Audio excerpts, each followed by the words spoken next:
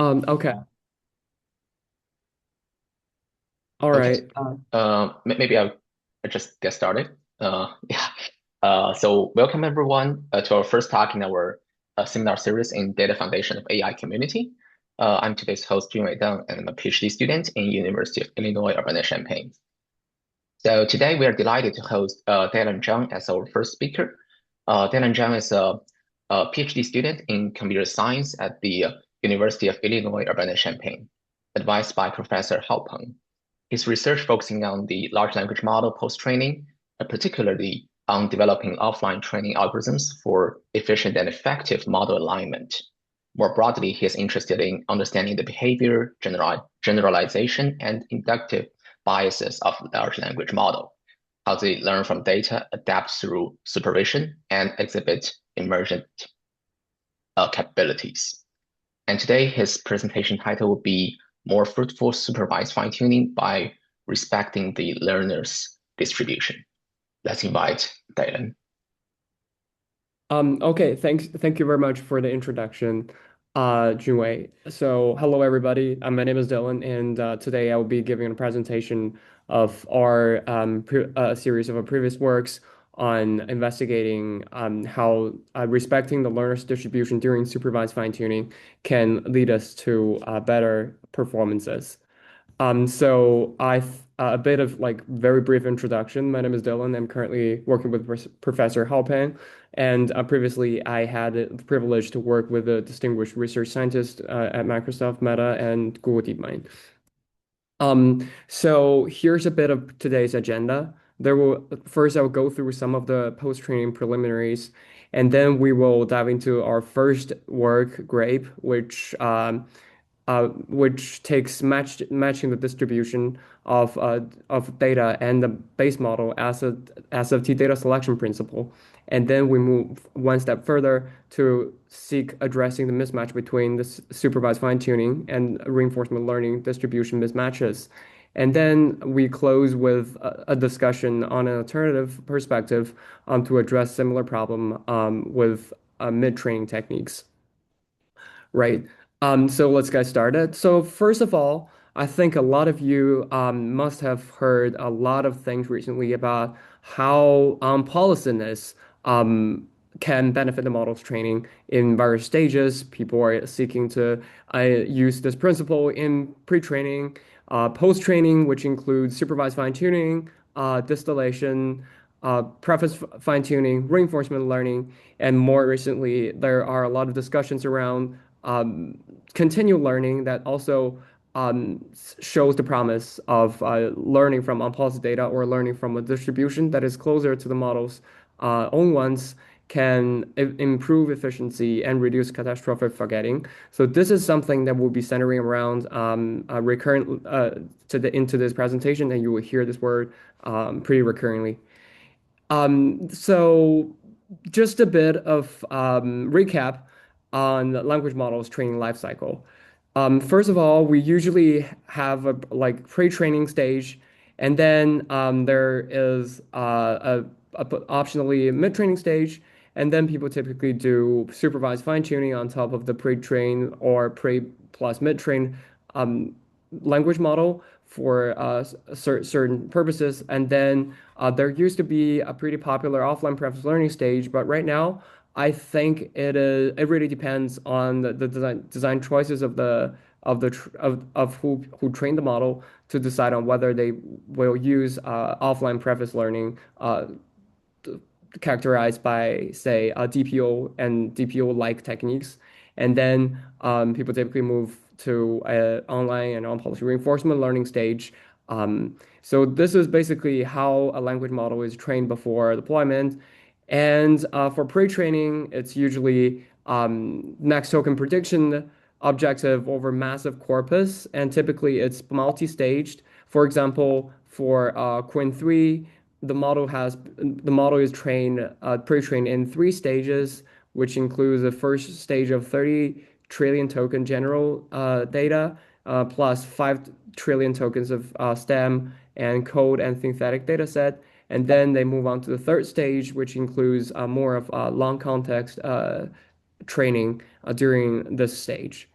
And then after pre-training, usually we will have supervised fine-tuning for the model. This is the start of the post-training stage, where the model is trained on pairs of questions and answers to encode instruction following capabilities and bake in certain behaviors, for example, the long chain of thought reasoning capabilities and the agentic capabilities into the model.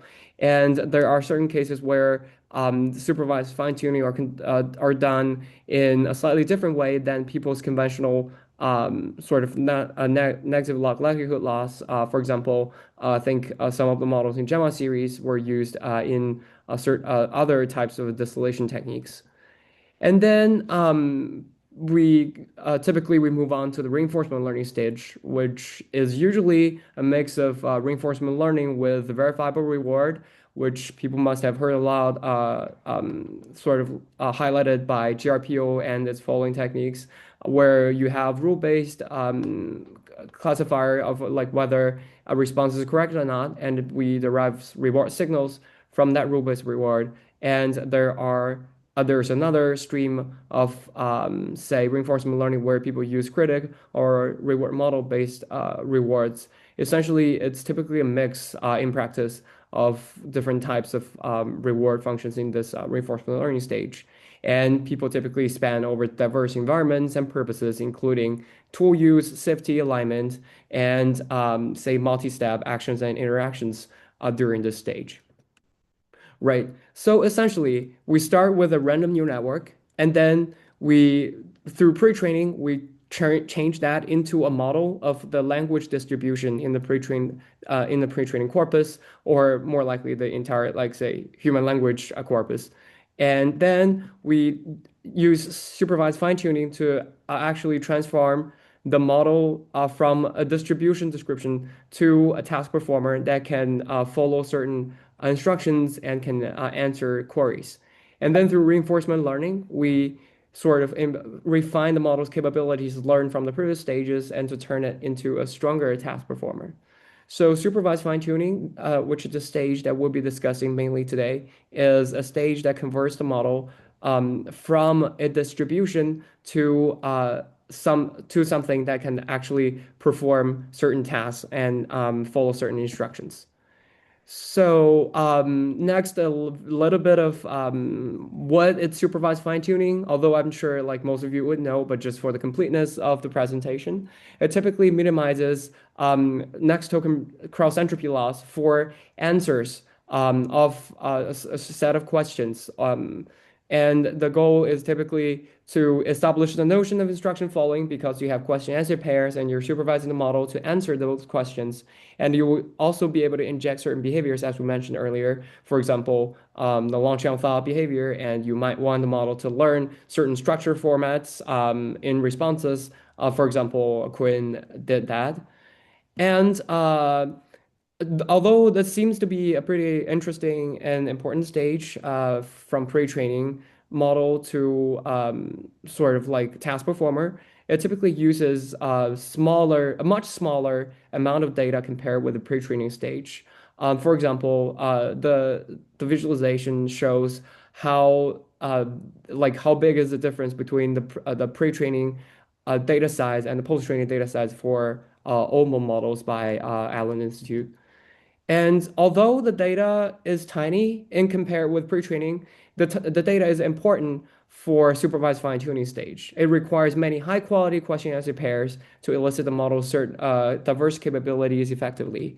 And people have research along the direction of how to create such high-quality data and how to perform data selection to make supervised fine-tuning more effective. So previously, data selection focuses on a lot of principles. For example, they care about the efficiency of training, they care about the diversity and coverage of the entire data corpus, and they care about the difficulty of the data to elicit the best performance from the model. And definitely, they care about the quality, which basically is the correctness of that data set. And there are a lot of different techniques to perform data selection for supervised fine-tuning. Some of them are gradient or influence based. data selection approaches. Some of them focuses on diversity coverage. Some of them focuses on, like, say, perplexity or difficulty, and some of them focuses on the design of the curriculum during supervised fine-tuning. But if you note, but one thing to notice is that the previously mentioned techniques and principles typically apply to instance level selection, where they sort of try to choose the question and answer pairs, with the purpose of learning to answer such questions would benefit the model in a certain way. And one of the more fine-grained view of data selection is how do we decide on what answer should we teach the model if we have already collected a predefined set of questions. And currently, one of the simple principles that people apply universally and trivially is we definitely want those answers to be correct, which basically means like you want to have like high quality responses instead of like noisy, random ones that mixes correct and incorrect answers. But here we ask a question of whether that is all that we need for the target selection for supervised fine tuning. Before we dive deeper into that, I wanted to also discuss some of the challenges that people have well recognized for supervised fine tuning.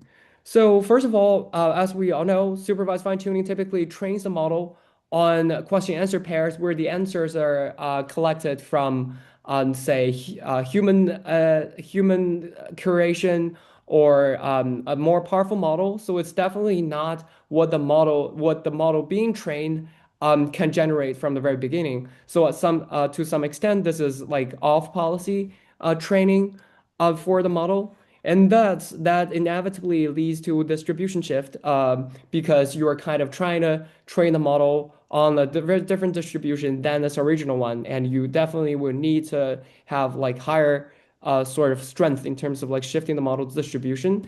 But that will inevitably leads to forgetting of the model's pre-trained knowledge because you're sort of like more fiercely changing the model's distribution. This has been like discussed and characterized in many existing works. And if we only care about forgetting, there are a lot of works that tries to mitigate the forgetting during supervised fine-tuning. For example, this Lin 2025 paper, they sort of identified that when you train the model, when you have larger learning rates, that basically means you wanted to update the model with a like sort of, in a stronger way, you will lead to sort of like more severe forgetting of the pre-trained knowledge. And they also identified that it is actually some of the difficult tokens in the training stage that leads to a much higher losses than the rest of the tokens. So they sort of propose an approach following that, say, hey, we probably want to downweigh the losses of those difficult tokens um, just to prevent catastrophic forgetting from supervised fine-tuning. And there are also a lot of other works that tries to mitigate the forgetting of supervised fine-tuning. For example, this work by Yang 2024, they have the self-distillation based fine-tuning technique where they were trying to rewrite the instances with, say, like with the base model itself, or like with a model that is a closer proxy to the base model, so that they show that the model's distribution or the model's embeddings will change in a milder fashion, so that it forgets less of its previous learned general knowledge. And some other works also emphasized, say, upweighing easy examples and downweighing harder ones can reduce forgetting. But up to this point, these works are all targeting the forgetting of the language models. But in our case, our hypothesis is a little bit different, but still related. Let's start from the premise that supervised fine-tuning has a very limited budget of data. And that means you will not be able to describe the distribution that you actually want with this very limited data, especially when the distribution of the desired behavior is or of the data set is very far away from the current base distribution of the model. So that means you cannot shift the distribution accurately if the distribution is very far away. So, based on that, our hypothesis is that if we know a set of sort of a desired behavior, can we make sure that the set that describes this behavior is not that close to the model so that model can learn better from this data set compared with a data set that is further away from the model's based distribution. And so our hypothesis here is whether our question is whether closed distribution to base model will lead to better learning. And a lot of post-training folks would say, hey, I actually already know this because like there has been a time where people like actively discuss the benefits of unpolicy data in say preference learning and reinforcement learning stages. For example, we may hear a lot of like online or on policy DPO works and sort of on policy rejection sampling works. But here, since we're dealing with the stage of supervised fine-tuning, whether it is true for supervised fine-tuning because it's such a distinct stage from reinforcement learning stage or preference fine-tuning stage, which mainly aims to sort of like refine the model's capabilities, whether this still holds true remains unexamined. And our first work aims to examine this hypothesis and based on that develop a good data selection strategy to boost task performances. So our hypothesis is during supervised fine-tuning, you want to supervise a model on responses that better aligns with the base model so that you can get better task performance. And here, we define the aligning with the base model with a simple notion of the normalized probability of that answer conditioned on the question is high with respect to the base model. So to verify this hypothesis, we design a very simple pipeline where the goal is for each instruction, we want to tailor the supervision targets. Basically, that means the answers paired with this instruction to the base model. And to do that, we assume we already have a set of instructions. And then for each instruction, we will be able to collect multiple high quality responses from various sources, which we do not discriminate. You may get crowdsourced data, you may get synthetic data, basically anything. And then we can compute the length normalized conditional probability of each response to that question with respect to the base model. And then we perform a very simple greedy selection where we only take the response with the highest conditional probability with respect to the base model. So essentially, that is, we take the one that has the largest, we take argmax of the length normalized probability for each instance, oh, sorry, for each question. And our experiments actually demonstrated that this simple approach indeed works and outperforms a lot of more sophisticated baselines. We first conducted a sort of like toy experiment with verifiable reasoning data, where we collected instructions from Ultra Instruct SFT, which is a data set that contains multiple contains multiple questions spanning over like math, coding, and other types of reasoning, and is easily verifiable. To do this controlled experiment, what we did was we sample multiple responses for each question and verify the chain of thoughts that we generated from multiple models of various capabilities and sizes to form the candidate pool. And we see if applying our approach could actually work. Compare it with some like pretty simple baselines, including say, hey, training on the original data set, which is also containing only correct responses.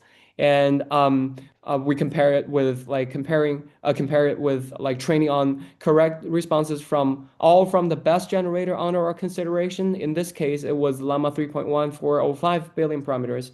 And we consider the effect of adding more responses and see if the model performs better if we add more responses on top of these selected responses. And the result actually shows that it outperforms these like very simple baselines. And it's interestingly, it beats the highest quality response set generated by llama 3.1 for 5 billion, although this seemed to be say like a golden standard for people who want to sort of generate instruction tuning data to source for the best model they can have, and then generate responses from those. And also we demonstrate that even when we triple the data, it does not outperform the data selected by our approach, although it's like more data and more diverse responses for these questions.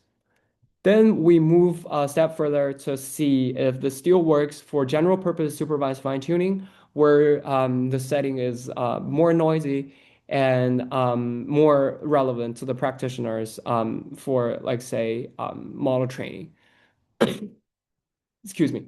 So let's assume some practitioner, say me, wanted to perform supervised fine tuning today, and we have a lot of data that we can collect from online. A lot of them actually have overlapping responses generated by different models or annotated by humans, etc. And we wanted to test if GRAPE, which is our approach, can lead to a better performance compared with the other baselines or compared with, say, training on all of these data. So what we did was we collected OMO plus Tulu post-training data because they're fully open and they have a lot of overlaps. And we subsetted those prompts with multiple responses only because we wanted to simulate a realistic scenario where if I wanted to apply GRAPE, I only have those sort of like multiple response, those data points that has multiple responses from whatever I collected. And then we form the data set, we form the candidate set with these existing responses and apply our approach GRAPE. And we compared our approach against a lot of baselines, including random, which is trivial, and including, say, instance level selection approaches. And we also considered what if we did not perform selection and just use all of these data, whether we can still outperform them. And we evaluated on like multiple benchmarks, including instruction following benchmarks, like reasoning benchmarks and alignments benchmarks by Alpaca Evo. And we actually demonstrated, of course, that our approach actually performs better than all these baselines. More significantly, we wanted to show that this approach outperforms those more sophisticated data selection approaches, and it outperforms, say, using all the data available in the candidate pool. And these are just results that shows our approach is performing better. And we did see from analysis that indeed, if you train on the data selected by our approach, which is those that aligns with the model's distribution the most, the loss will consistently be lower throughout the entire training process compared with, let's say, the reverse selection of GRAPE and compared with let's say, random selection. And on the right-hand side, we actually show that the performance gains started early. It is not that, say, only at certain point that we kind of outperform the sort of like baseline, but actually from the very beginning, our approach, GRAPE, can actually perform better than the random baselines. And a lot of questions I get from previous discussions of this paper is, hey, whether this approach is a merely, say, data selection approach based on the model's self sort of awareness of quality, or we indeed can select those responses that tailor to the model's base distribution the most. And our analysis actually shows it's the latter, where different models will select a different combination of responses based on their pre-trained distribution. And more importantly, besides the performance gains, one of the most important implications of this approach is the simplicity, low cost, and scalability of this particular approach. Because a lot of data selection techniques suffer from the fact of poor scalability because they will either need a computing backward gradients, several training steps, or storing a very large set of embeddings and performing, say, selection over these embeddings. These can be prohibitive when you have a large data set and when you have a large model. A lot of works perform very nicely on smaller scale models, but they will not scale up to the larger models. But in this case, our approach does not require additional training because it only requires like one forward pass for each instance It is way cheaper than some of the existing approaches, but we also show that it performs better than many of them.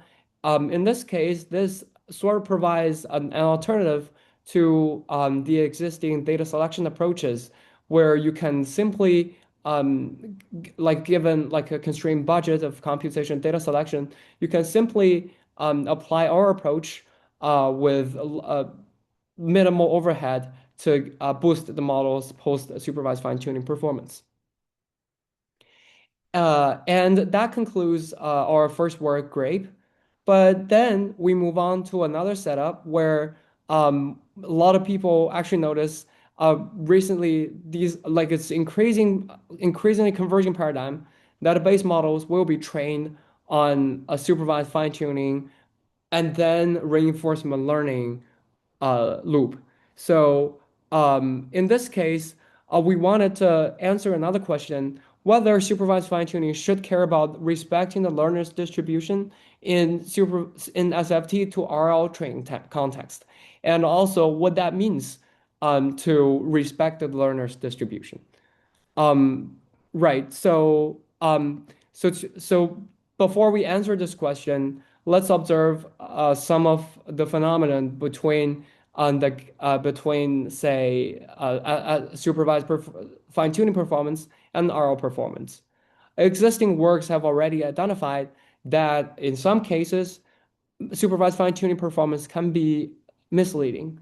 Let's say if you increase the number of episodes of supervised fine-tuning training, you may get better post-SFT performance, but you may also hurt the headroom for reinforcement learning. And also, so they show that even if you increase the size of data sets, it may or may not increase the supervised fine-tuning stage. And on the other hand, you probably won't get much gains from increasing the size of the data. And indeed, this leads us to think about whether there is a mismatch between supervised fine-tuning and reinforcement learning stages. We took the previous investigation a step further by looking at a lot of objectives that are aimed to design for like boosting this post-supervised fine-tuning performances. We did a very sort of comprehensive analysis on different sorts of objectives that people propose. And we do see, even though a lot of approaches can outperform supervised fine-tuning performance after supervised fine-tuning, they may lead to a worse post-reinforcement learning performance because they may change the model internals in a way that is harder for the reinforcement learning stage to learn more effectively. And therefore, we we argue that optimizing post-reinforcement learning performance, which we eventually want from the pipeline I just mentioned, does not equal to the optimization of post SFT performance because they're optimizing the model under different distributions. And then let me explain why this is the case. Because it's trivial that during supervised fine-tuning, we're training the model on some offline data collected from behavior policy pi beta. But after that, when we put the model into reinforcement learning loops, we are optimizing the model on its policy data sampled from its own distribution pi theta. And apparently these two things are not equal. And this is where we identify the problem should be in the gap or like in the inconsistency between SFT and RL performances.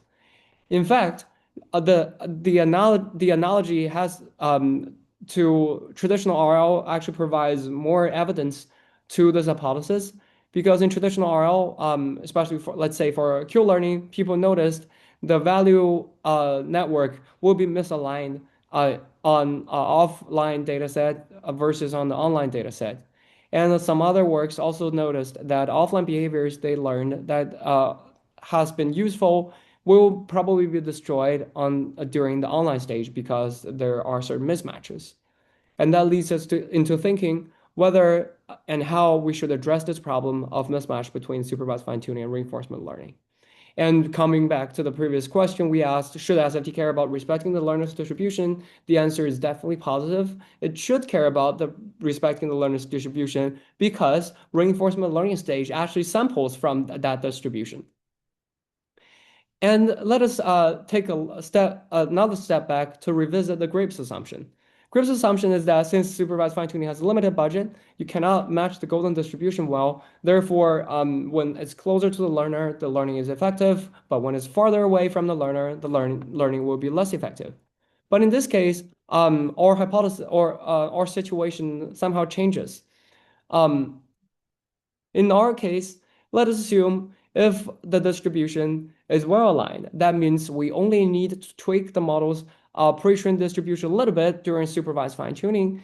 The model will still largely preserve its original distribution so that during online RL stage, you are actually sampling from a well-preserved and rich distribution, and then your RL update signals can be more beneficial or more effective to improving the model's performances. But if you force the model to learn from from a very distinct data point from its original distribution, you may get the model to be able to fit that data point, but the cost is that you are actually shifting the model's distribution into a certain like weirder shape, such that during a reinforcement learning stage, where you sample from the distribution itself, it actually gets a lot of useless sort of samples because those are not the original mode of the model's distribution. They're sort of like artifacts from training, forcing the model to learn a very far away data point, and you will need to spend a lot of RL budgets to to correct those training artifacts from training on sort of far away data points. And so that means we definitely need to align the distributions between offline data and reinforcement learning data. In this case, we are taking another perspective than like a data selection perspective. We are looking at in from sort of like an objective level whether how we should correct for the distribution mismatches between reinforcement learning and RL. As we have mentioned, supervised fine-tuning data compute losses under the expectation of under say the behavior policy, but during RL, the expectation of like the model optimization objective is under the model's like own policy. So there can be a very simple change of measure relationship between the expectation under um, say under behavior policy and the expectation under the learner's policy by simply introducing this importance ratio pi theta over pi beta. And this is the very, very initial and like sort of like primitive form of our approach, which we name here PEAR, um, where like the sequence level PEAR, it's simply reweighing the loss of each instance based on the important ratio of the learner's policy over the behavior policy. And of course, to maintain stability numerically, we apply clipping onto the importance ratio that we computed. And then we move one step further to look at more fine-grained weighing of like where we look at the token level weighing for the training losses. I want to give this very simple demonstrative example. Assume that we have a supervised fine-tuning data that transitions through the blue arrows, and the dotted arrows denote the alternative options that this offline data set did not select. So in this example, we use red to denote the probability of the target policy, which is the policy that we train, pi theta, and use blue color to denote the probability of the behavior policy, which is the data generator. Let's say in this example, the transition probability from A to B to C is under behavior policy is say 0.9 multiplied by 0.8, but the target is 0.1 multiplied by 0.1. So from this example, we see there's a small ratio between the target policy over the behavior policy. What that means? That means pi theta is actually unlikely to take the A to B to C transition if they reached A. But in this case, um, well, our data set is a transition from A to B and to C. However, we know that the pi theta or like the target distribution is not very close to the A to B to C trend the distribution. So that means, based on our hypothesis earlier, it's probably less effective in learning A to B to C because you're somehow tweaking the distribution too far away, and later in sampling, you may get something that is not very useful in the online stage.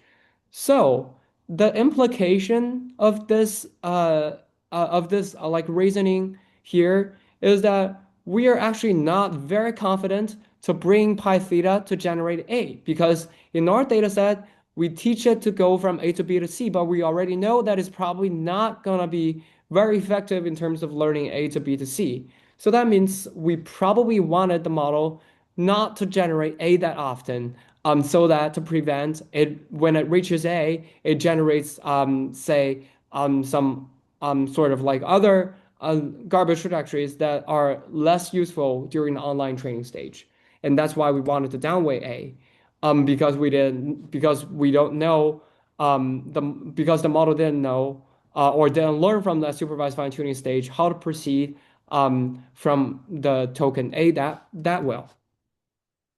And based on the simple intuition, we can, like, as you can guess, we are like ratio for A will be something like the importance ratio of the suffix from A onwards until the terminal state. And this represents the relative plausibility of the continuation from A under pi theta.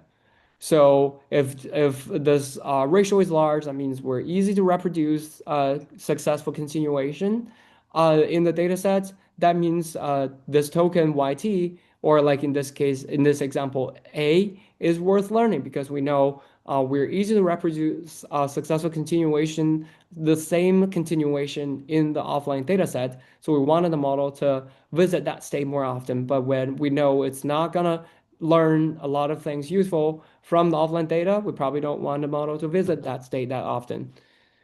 And an alternative interpretation to and facilitate understanding is a credit assignment interpretation. Let's assume the response is a trajectory of multiple tokens, or like multiple actions until the end of which we will collect the rewards, which in our case is the correctness labels of this reasoning trace. And we wanted to estimate each token's expected return to go from this position onwards to the end. And definitely this is computed by, say, taking expectations under this model's distribution from this point onwards to the end. And we definitely can do a very simple change of measure to compute the expectation under the offline dataset, what this return should have been for the policy. So after we explain the intuitions in practice, when we compute token level weights, we definitely make sure that we want to maintain the stability of the updates. So we apply different sorts of clippings. Since it is a sort of established criticism for importance weighting techniques that a lot of them suffer from high variance and instability. So we kind of take care of that by simple clipping. And another alternative strategy is since when we compute, say, like token level weights, it's going to be unstable. But when we compute sequence level weights, it's sort of like more coarse grained. we sort of wanted to seek a middle ground where we can actually group like a set of consecutive tokens into a block to reduce the horizon and to improve the stability. So we sort of treat each block as a single action, and for a stream of tokens, we just chunk them into block sequences, and we compute using the same formula as we mentioned earlier. But the difference is within each block, every token received the same weight.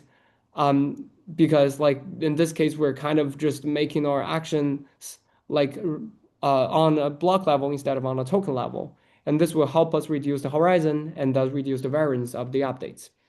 And to stabilize the updates, we also experimented with a variant where we have negative stabilization, such that in we utilize the failed trajectories in generated by the teacher distribution.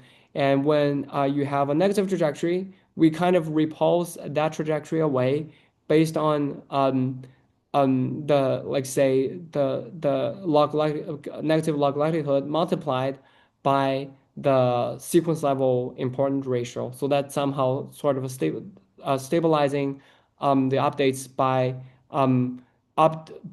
upweighing those responses that are correct, but still repelling those responses that are incorrect, but still based on the principles of PEAR, where we wanted to correct for the distribution mismatches. And in this case, and we conducted experiments again on controlled setups where we applied supervised fine-tuning to reinforcement learning loop on a set of synthetic games, where we demonstrated that indeed our approach outperforms standard supervised fine-tuning in terms of post-RL performance. And the different variants that we just discussed actually stabilizes learning to a very large extent. And we experimented our approach on like math benchmarks. So we actually showed that it's this indeed working across different model sizes and families. And further, we also conducted an experiment of curiosity, whether, say, because we were always discussing the supervised fine-tuning laws, where we kind of like compute negative log likelihood on one sort of like one single response generated by the behavior policy. We want to see if KL-based knowledge distillation is still suffering from such mismatches. To test that, we applied our approach on basically we applied the same weighing scheme on token level, say KL loss, and we showed that we can still get a little bit of gain, say 3 to 4%, for 1.7 billion parameter model, and like more significantly, say 8% on 4 billion parameter models, by applying our approach to correct for the distribution mismatch. And that shows somehow even knowledge distillation has certain distribution mismatch issues, even when we are computing the KL divergence across all the tokens in the vocabulary. And many of you must have this question of, hey, like we started off with discussing whether, like say, aligning the distribution of SFT and RL can lead us to better performances. We discussed the performances, but we wanted to see whether this approach indeed aligns sort of with the on-policy learning dynamics. And on the left-hand side, we show that our approach, indeed, in terms of like update gradients, it's closer to the GRPO gradients with like smaller principal angle. On the right-hand side, we demonstrated that during the online stage, our peer trained models will need milder spectral drifts during GRPO, and it achieves better performance compared with other counterparts. And we also see that indeed the model is updating more strongly on those tokens that we weigh higher, but it updates like less strongly on those tokens that we have lower weights on them, which is like sort of natural. And I think this also concludes discussion of this peer paper. But I wanted to introduce another perspective that could potentially resolve sort of the challenges that we have discussed earlier with mid-training as the closing of this presentation. So remember that we started off with the assumption that supervised fine-tuning has limited data, so it is probably not enough to learn a very distinct distribution um, and this will lead to various effects in terms of like learning efficiency and RL efficiency. But what if we have more data where we by increasing data volume and that leads to some of the popular one of the popular solutions, which is the mid-training stage, which is more target task oriented. So, like say, in this paper by Liu 2025, they actually discussed the effect of mid-training and shows that mid-training can be a bridge between the pre-training distributions and the post-training distributions. Basically, in mid-training, it typically includes a mix of a general pre-training data and a task-specific data that we anticipate the model will be trained on during the post-training stage. And this mixture can has been shown to mitigate the pre-training conflict with post-training, and also it can make the model uh, anchor better to the pre-trained knowledge so that they reduce the catastrophic forgetting compared with, say, directly fine-tune a pre-trained model or naively applying continual pre-training on domain-specific data with a mixture. And there are a lot of works recently that studies what is the best way to perform mid-training and what are the effects of mid-training. So hopefully this is another alternative that addresses the gap that we repeatedly brought up during the past presentation.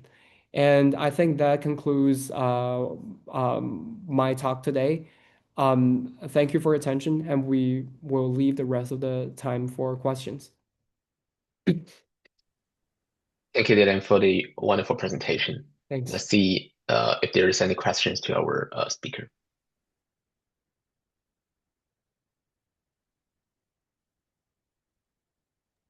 Oh yeah, that's it.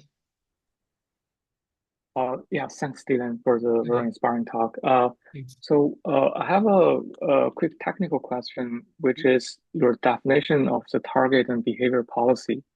So, what, because like your SFT data are collected from, well, basically you typically don't know like your SFT data distribution, right? So, what do you mean by the behavior policy in that case, and how did you estimate that?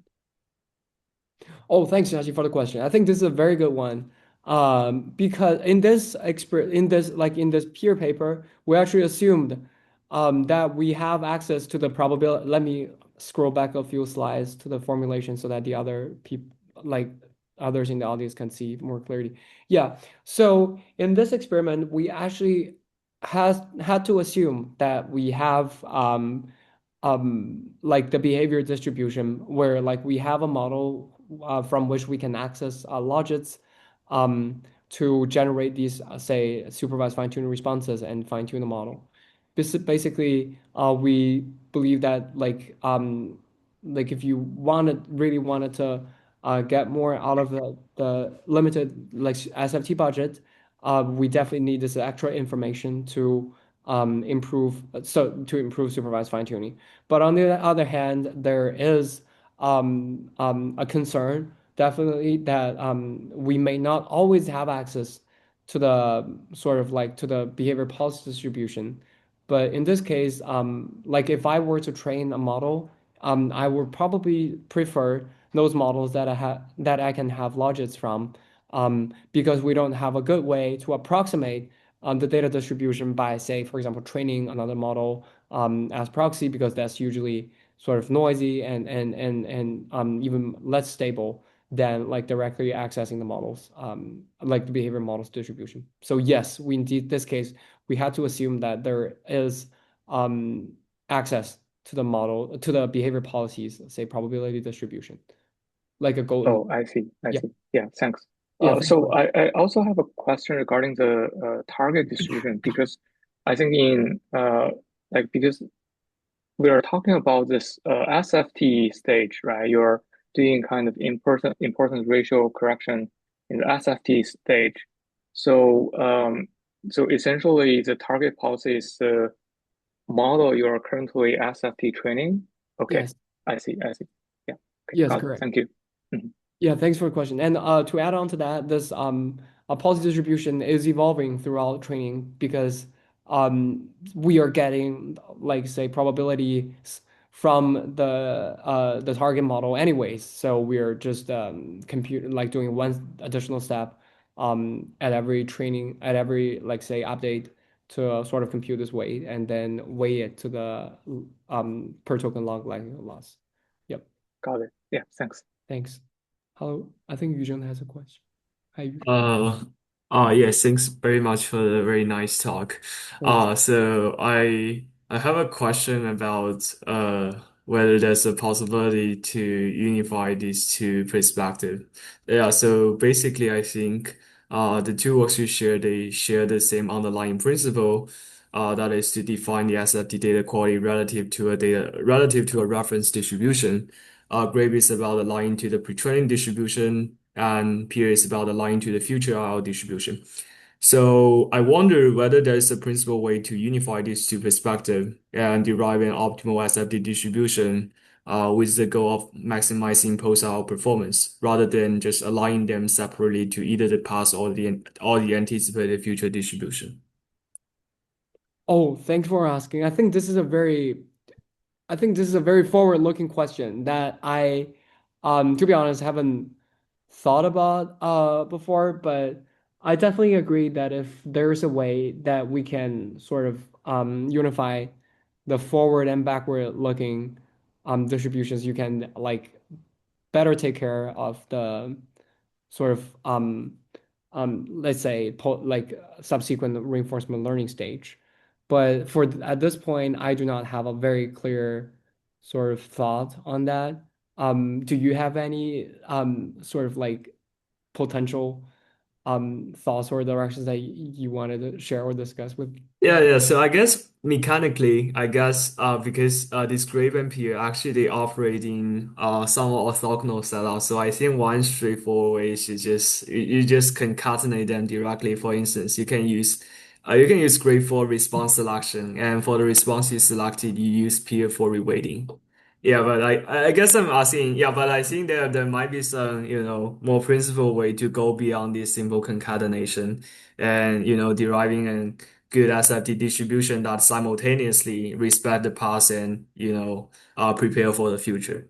Yeah, I think this is a very interesting question. Yeah, and I think this might be a question that is worth thinking about for maybe for both you and also for the audience. Yeah, I think this is a very sort of interesting and important perspective of like how should we design like better sort of SFT stage since we already sort of like converged to the paradigm of SFT then reinforcement learning. I think in that case SFT should be sort of acting as a bridge between pre-training and post-training like and reinforcement learning. And given that it's like one way is like say you do like larger scale mid training, but when we have limited data budget, how do we actually more principally design like objectives that sort of like achieve both in simultaneously? Yep, but thanks for the pointer. Definitely, this is a food of thought for the say maybe for the rest of the afternoon for everyone. Thanks. Thanks. Thank you, John and Dylan. Let's see if there is any other questions.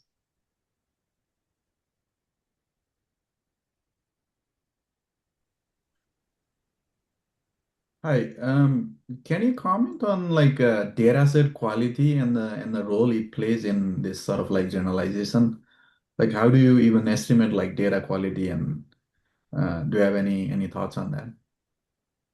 Thanks for the question. Like when you say data quality, are you referring to the data quality aspect that we mentioned in the very beginning of the talk, where like say, for example, a lot of data selection approaches, they sort of care about the data quality? Yeah, Or yeah, okay, yeah, yeah. thanks for asking. I think there are, let me get back to that slide as well. I think there are a lot of different ways that people propose to sort of perform to like say estimate the quality. One simple way is to judge the correctness. If you have the golden label, let's say for a reasoning problem, you can easily check the answers. Let's say if you have math or you have code, you can just run through test cases or compare like the equivalence of the answers. But in some other more, say, um, I would say like more open-ended or like more sort of alignment-driven, interaction-driven, and like question answer pairs. I think I've seen works using, say, for example, reward model to select those to select the high quality data, and some of them may also use, say, either a larger model to label good versus bad, or like to use a smaller proxy model to select based on the quality of the data. Yep. Okay. Yep. Thank you. Thank you for the great talk. Thanks. Okay, let's see if there's any other questions.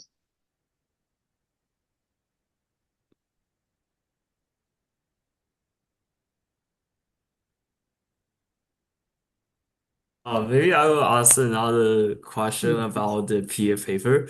Yeah. Originally when I was thinking about the interaction between SFT and RL, I was always thinking about it from an exploration perspective. So basically so we're not if you think about it, if you think about these two stages together, you shouldn't optimize solely the post SFT performance. But I think one major goal of SFT is to have a good IO exploration policy.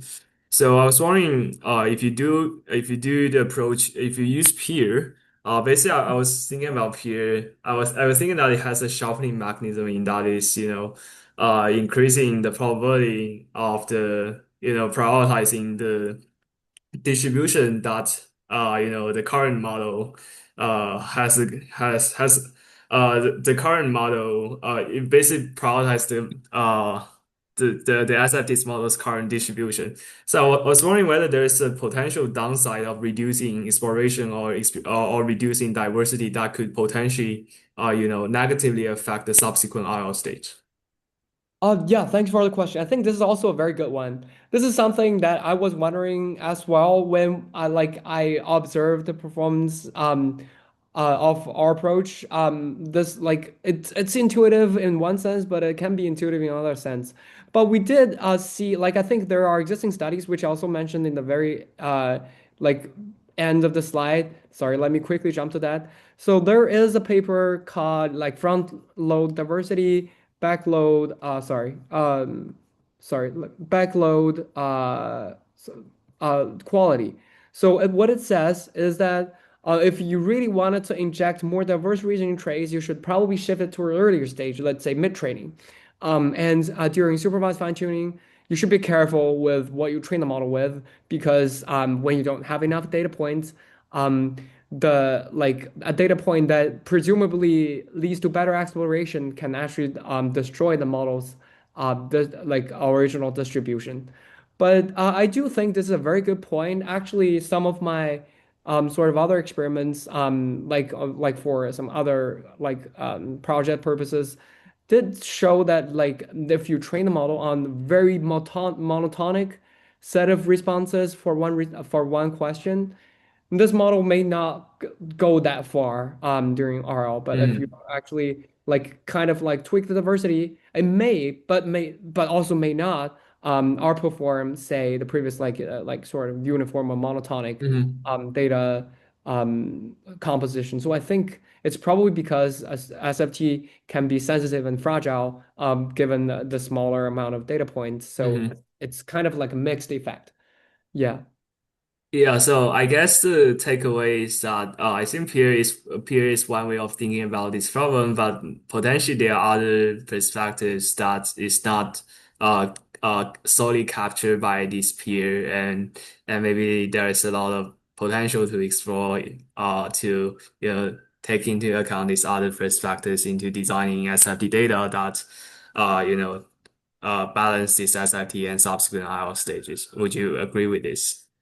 Yeah, I definitely agree with what you said. I think probably let's say one way is I'm just like imagining, like one way could be say if you constructed the supervised fine-tuning data set following some sort of principle, analogous to say MCTS, Mm-hmm. where like it balances sort of aspiration and say correctness. In this case, you can have a lot of like correct responses, but still like because you have a certain weighing mechanism, you can sort of tweak the parameters to decide on like Mm-hmm. which end, like whether it's more crazy explorative end or it's more conservative, like unified and efficient end that you wanted to train the model on. This is just some sort of like quick thoughts. Not sure if it makes sense Mm-hmm. to you. So, Yeah, thanks. yeah, thank you. Yeah, thank you, Zhang, for the question. Let's see if there is any other questions.